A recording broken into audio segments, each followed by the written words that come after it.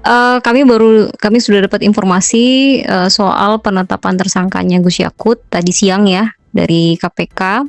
Nah, tentu sepanjang kasus ini bergulir, Gus Yakut sudah kooperatif sebagai saksi dan pada hari ini ditetapkan sebagai tersangka.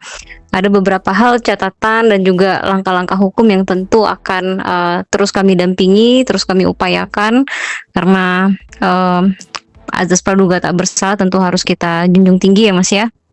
Dan untuk kedepannya kami masih, menganalisa kira-kira upaya-upaya hukum apa saja yang kami tempuh karena bahkan per hari ini, kerugian negara yang disampaikan oleh KPK sejak awal itu belum dirilis oleh BPK. Tentu itu menjadi satu pertanyaan yang sejak awal mereka sampaikan kerugian negara itu mencapai 1 T dan hari ini mereka sampaikan kerugian negara 100 miliar dan terus berubah-ubah.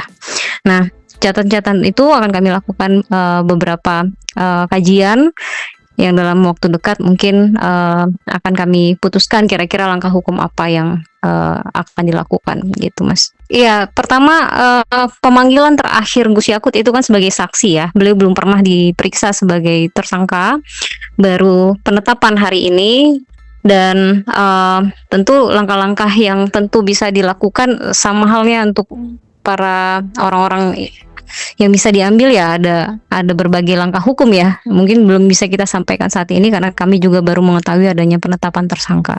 Iya, tentu dari berbagai pemeriksaan yang sudah dijalani, beliau kooperatif dan tidak pernah, ditemukan atau dilakukan ada perbuatan-perbuatan melawan hukum seperti apa yang ditudingkan, kepada beliau terkait dengan kasus kuota haji, bahwa kebijakan yang beliau ambil ya, dalam menentukan penetapan kuota tambahan itu sudah sesuai dengan regulasi yang ada, sesuai dengan MOU antara Saudi dan Indonesia.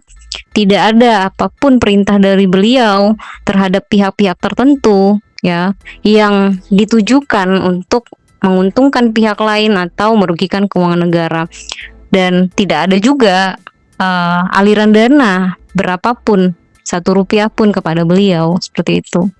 Jadi tentu kita akan men-challenge juga seperti apa bukti, KPK yang dimiliki KPK sehingga dapat menetapkan Gus Yakut sebagai tersangka.